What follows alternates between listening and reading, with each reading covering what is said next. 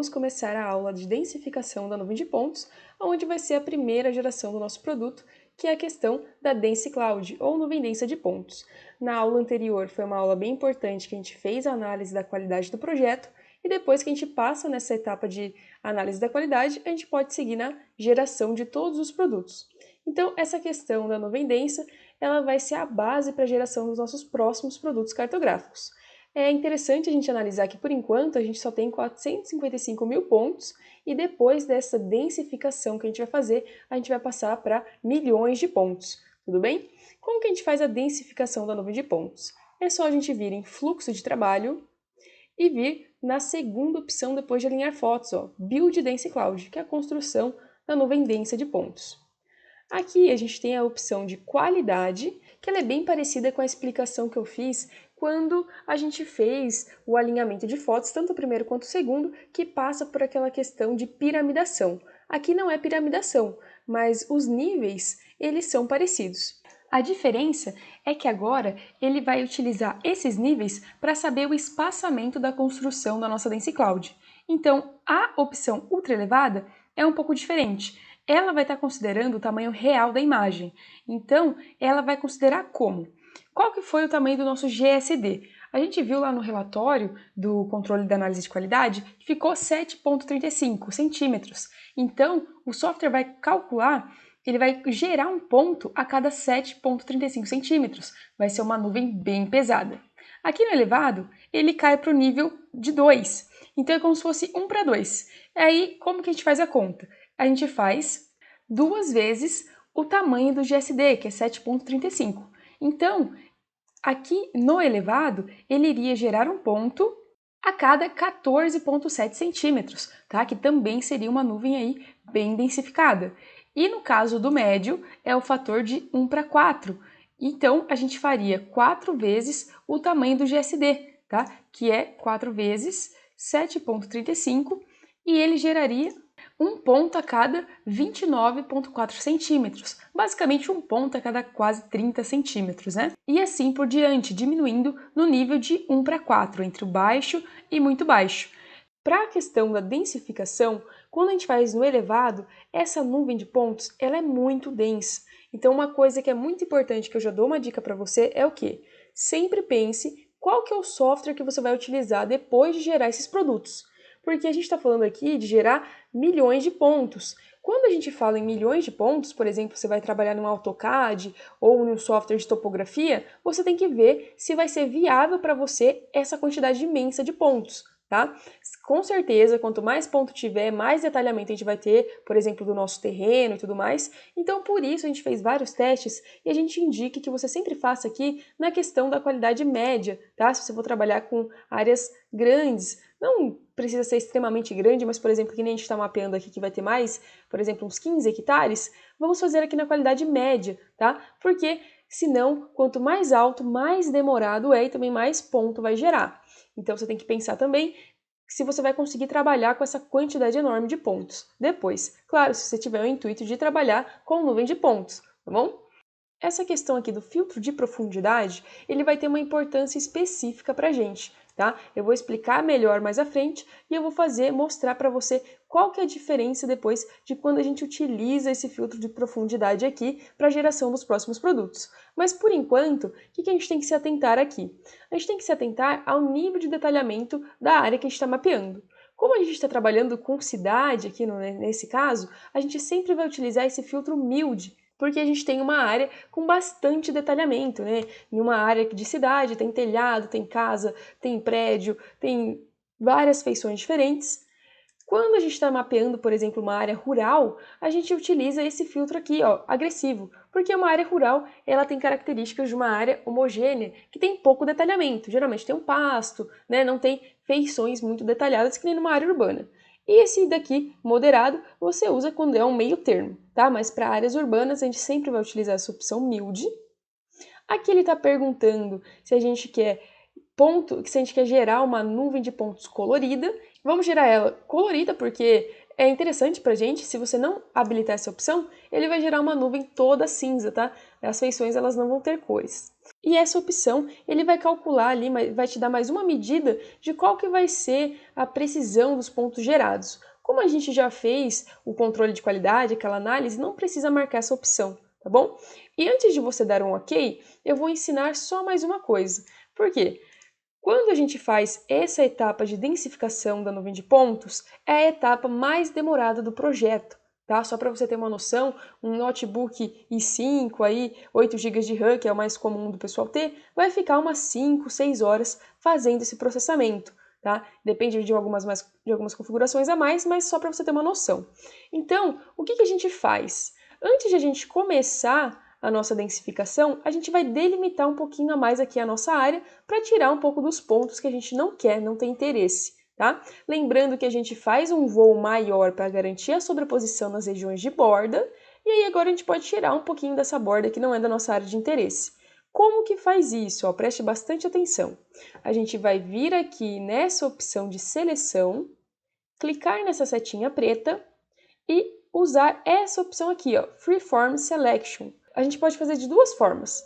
Ou a gente pode selecionar a nossa área de interesse e deletar o que está fora, que eu acho mais fácil, ou a gente pode deletar um por um essas partes aqui a mais do que a gente quer. Muito cuidado nessa hora, porque se você deletar dados que são interessantes, né, que faz parte do nosso processamento, vai ficar faltando dado para o próximo produto que a gente vai gerar, que é a nuvem densa. Então você tem que ter muito cuidado aqui em selecionar qual que realmente é a área de interesse, tá bom? Ó, como que eu faço isso então? Depois de colocar essa opção de Freeform Selection. Ó, vou selecionar toda a área que é de interesse, deixa os pontos de controle habilitados para a gente ter uma noção qual que é a área de interesse, ó. Vou passar aqui, tá? Depois que eu selecionei, eu venho aqui e clico nessa opção. Ó, se eu cortar essa opção, só clicar aqui e depois eu dou um clique fora aqui, ó. Ele deletou tudo que tem em volta da minha área, tá? Vou dar um Ctrl Z. Essa é a única hora que o Ctrl Z funciona aqui no Agisoft Metashape, uma das pouquíssimas vezes que funciona, então usem bem, tá? Se eu não gostei, olha só a outra possibilidade que eu posso fazer. Eu posso vir aqui, selecionar o que está em volta aqui que eu não quero, ó. E ao invés de eu utilizar essa opção, eu clico na do lado, ó, que ele vai eliminar somente o que eu marquei, tá? E eu posso fazer assim também, e tirando aos pouquinhos. Você pode escolher como você quer fazer. Eu vou fazer da outra maneira. Então, ó, depois de ter selecionado, vou só tirar o que não me interessa, tá? Vou até tirar um pouquinho mais aqui, ó. Opa, cliquei no errado, né? Se eu seleciono só um pouquinho, vou clicar nesse aqui do ladinho. Pronto. Selecionei só o que eu quero aqui de interesse, tá?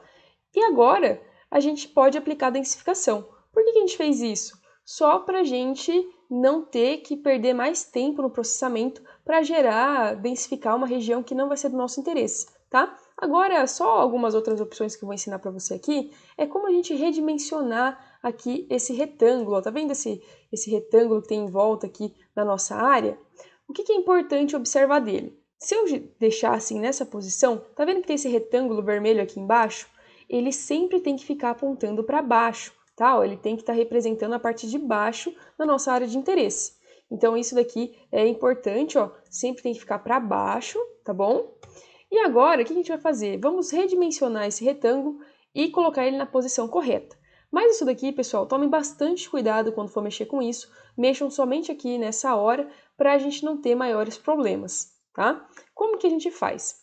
Ó, venho aqui nessas opções, então aqui ele já fala o que é cada uma. Se eu clicar nessa primeira, ele vai mover esse retângulo, aqui ele vai redimensionar e aqui ele vai rodar. Vamos vir primeiro nessa opção de rodar região, ó, ele vai rodar, tá? E o que a gente vai fazer? Vamos mexer somente aqui, ó, nesse eixo azul, tá? Tá vendo aqui que é o eixo do Z? A gente vai clicar nele aqui, ó, só para a gente deixar ele aqui posicionado na maneira correta pra gente. Vou deixar mais ou menos assim, ó. Tá? Posicionei da maneira correta? Ok, vou deixar assim. Agora, vou mudar para a próxima opção de redimensionar, tá? O que é redimensionar? Eu vou diminuir um pouquinho para ficar somente na nossa área de interesse aqui, ó. Essa parte de redimensionar é importante, porque eu vou mostrar já já o que acontece. Redimensionei, agora aqui nessa opção de mover região é para você escolher o centro. Então você vai colocar aqui os eixos aonde você quer que seja o centro da sua área. Aqui para mim já está bom esse centro, então não vou mexer. O que eu fiz depois de fazer todo esse processo? Eu volto para a setinha, tá? Pronto, voltei para a setinha, porque se eu não volto para a setinha, ele vai ficar movendo aqui ainda. Olha só uma explicação importante. Vou clicar 0 aqui. Se tiver alguma região fora do meu retângulo, que nem tem aqui, ó, tá? Se tiver uma região fora do meu retângulo de interesse, não está fora, mas se tiver, ele não vai considerar essa parte que está fora para fazer a densificação. Ele só vai considerar tudo que estiver dentro desse retângulo de interesse, tá? Depois que eu fiz essa redimensionei aqui, agora vamos para a parte da densificação.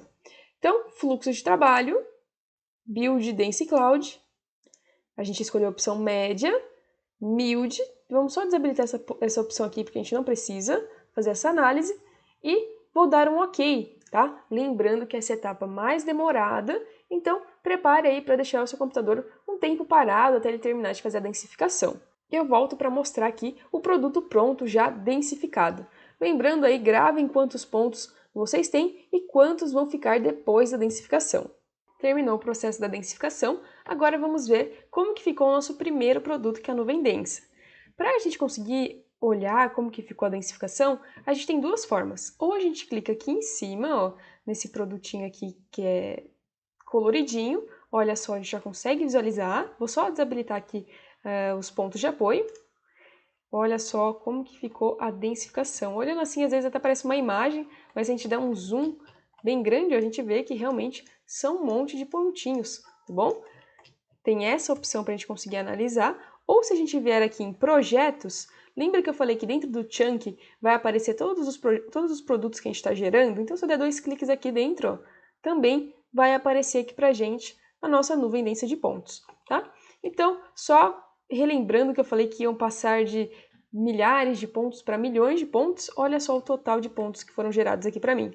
17 milhões de pontos, tá? Isso daqui é bastante coisa. Então, a gente começa a analisar aí a nossa nuvem densa de pontos. Tem como fazer bastante coisa legal aqui com esse produto. E só uma observação que eu faço para vocês. Se a gente fizer uma análise visual da nossa área de interesse, pode observar que não vai ter nenhum ponto aqui com um buraco faltando informação. Mas se a gente virar aqui a nossa nuvem de pontos, a gente repara que tem algumas feições que começa a faltar alguma parte de detalhamento, como por exemplo a lateral aqui das árvores, a lateral dos prédios, tá? Todos os objetos elevados basicamente. Por que acontece esse buraco na feição? Porque foi falta de informação, tá? O software não conseguiu encontrar informação nas imagens e aí ele não consegue gerar pontos. Por que falta informação? Porque a gente faz um voo com a câmera posicionada a 90 graus do nadir, que a gente fala, que é uma visão ortogonal do que a gente está mapeando. Exatamente porque o nosso intuito principal depois é gerar o nosso mosaico de ortofotos, que eu vou explicar melhor o que é esse produto. Então, como a gente não tira fotos com a câmera inclinada, a gente acaba que não tem informações muito da lateral dos objetos elevados. Então, por isso que a gente não vai ter aqui essa questão do detalhamento das laterais. Quando a gente quer lateral dos objetos, é porque a gente quer fazer uma reconstrução 3D de alguma feição, de alguma estrutura, tá bom? E não é o nosso caso aqui do mapeamento. Então, reparem que olhando por cima, não tem nenhum pontinho faltando, mas se a gente vai olhar a lateral, é exatamente por isso que está faltando informação.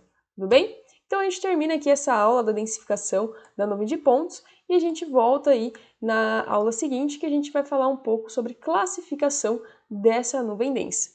Até a próxima aula. Bons estudos!